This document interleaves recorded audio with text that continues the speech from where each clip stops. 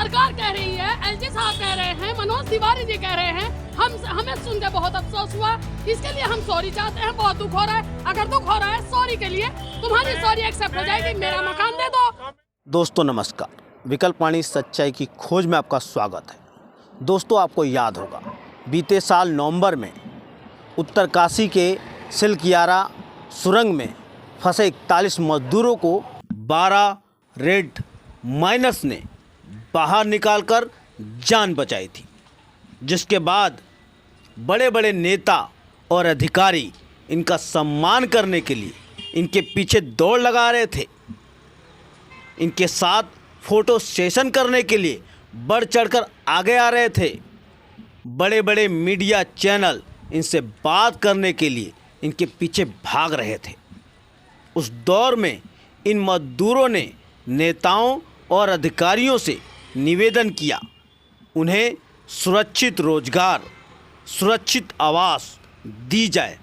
मगर ठीक 4 महीने बाद इन रेड माइनर्स की अगुवाई करने वाले वकील हसन, जो करावल नगर विधानसभा के श्री राम कॉलोनी में ज़मीन खरीदकर अपने परिवार के साथ घर बनाकर रह रहे थे, उनके घर को डीडीए ने 28 फरवरी को गैर कानूनी बताकर बुलडोजर चलाकर जमीन ध्वस्त कर दिया। और यही नहीं, इनका मान सम्मान का दावा करने वाले अधिकारी जब इनका घर तोड़ रहे थे, तब डीडीए और दिल्ली पुलिस वकील हसन के परिवार और मासूम बच्चों के साथ मारपीट किए, बदसलूकी की। इस वर्तमान सिस्टम में मजदूरों के साथ ऐसा बर्ताव बार बार किया जाता है।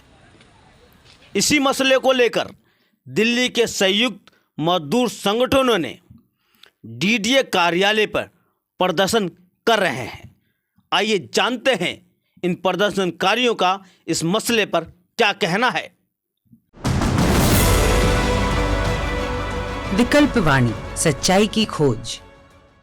वकील हसन का जो घर गिराए जाने का मुद्दा इसलिए राष्ट्रीय मीडिया में आ गया क्योंकि उन्होंने बहुत बड़ा काम किया 41 मजदूरों की जान बचाने। मगर पूरी दिल्ली के अंदर अगर हम नज़र दौड़ाएं आज की तारीख में, लगातार दक्षिणी दिल्ली हो चाहे पूर्वी दिल्ली हो, वहाँ पर लोगों के खास करके मेहनत कशों के आशियानों के ऊपर हथौड़ा चल रहा है। तो डीडीए के जो अधिकारी हैं वो अपने हिसाब से नहीं चल रहे हैं, उनको चलाया जा रहा है। और चला कौन रहा है? केंद्र सरकार चला रही है। जब हम कह रहे हैं कि जब हमारा वोट जो है वैध है, तो हमारा घर मतलब अवैध कैसे हो सकता है? ये उसको अवैध कह के तोड़ देते हैं। अरे भाई, जब हम वोट देते हैं, हम सरकार बनाते हैं, तो हमारे वोट से वैध सरकार बन जाती है और हम अवैध बन जाते हैं, हमारा घर अवैध बन जाता है, हमारा काम अवैध बन जाता है। तो ये जो जिस तरीके से बात कर रहे हैं और जिस तरीके का काम कर रहे हैं, ये बहुत घिनौना काम है। ये बीजेपी सरकार को डूब मरने वाली बात है। मोदी सरकार का ये नारा था, जहाँ झुग्गी वहाँ मकान।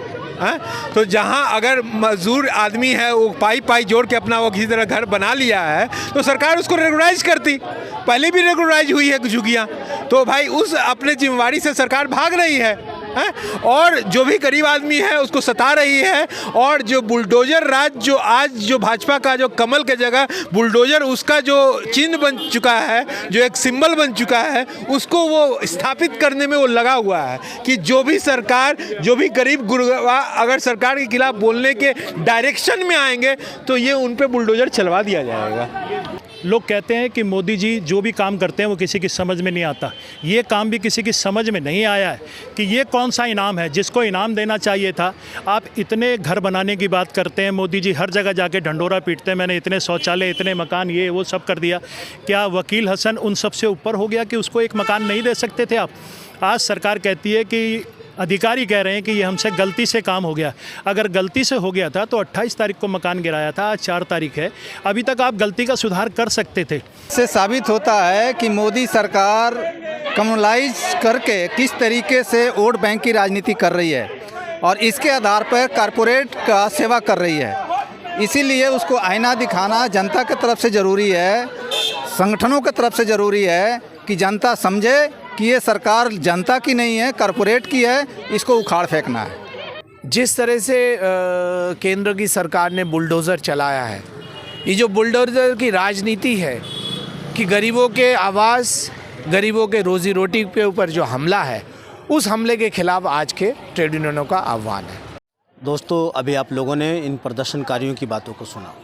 एक बात तो तय है, वकील हसन जो हीरो हैं, जिस हीरो ने उत्तरकाशी में सुरंग में फंसे 41 मजदूरों की जान बचाई, और वो पूरी टीम को अगुवाई देने वाला वकील हसन के घर को खजूरी खास श्री राम कॉलोनी में डीडीए ने बिना नोटिस तोड़ दिया। आज उसी के खिलाफ यहाँ पर दिल्ली के तमाम ट्रेड यूनियन मिलकर आवाज़ उठाने आए हैं। लेकिन चौंकाने वाली बात यह है, यहाँ पर 2 घंटे से अधिक हो गया प्रदर्शन करते हुए, लेकिन डीडीए के अधिकारी इनसे मिलने को तैयार नहीं है। जबकि एक नियम, एक कायदा है कि जब कोई प्रदर्शनकारी या कोई शिकायतकर्ता किसी सरकारी विभाग में आता है तो उस शिकायत को सुनने के लिए कोई अधिकारी होना चाहिए। अगर वो किसी कारण नहीं है तो उसकी जगह पर किसी को रहना चाहिए। लेकिन यहाँ रहते हुए डीडीए का कर्मचारी कह रहे हैं हम मिलने का समय नहीं दे सकते। तो सोचना यह है ये किस तरह की व्यवस्था है। एक समय इनके गुणगान गाए जा रहे थे कि ये हमारे बहादुर मजदूर हैं जिन्होंने 41 मजदूरों की जान बचाई, जिसको देश और दुनिया में बड़े तेज़ी से और बहुत प्रचार किया जा रहा था, और ये कहा जा रहा था कि हमारे हीरो हैं, देश के हीरो हैं। आज उन्हीं हीरो के घरों पर बुलडोजर चलाया जाता है और मोदी सरकार और डीडीए के अधिकारी चुप ही नहीं है, उनसे बात करने को तैयार नहीं है। जो दिल्ली की सरकार है वो कहती तो है कि हम इस बुलडोजर कार्रवाई के खिलाफ है, उसके खिलाफ कोई संज्ञान नहीं ले रही है। तो साफ दिखता है कि जो पूरी व्यवस्था है सिर्फ मजदूरों को वोट बैंक समझती है। ये पूरी जो व्यवस्था है मजदूरों के शोषण पे आधारित है।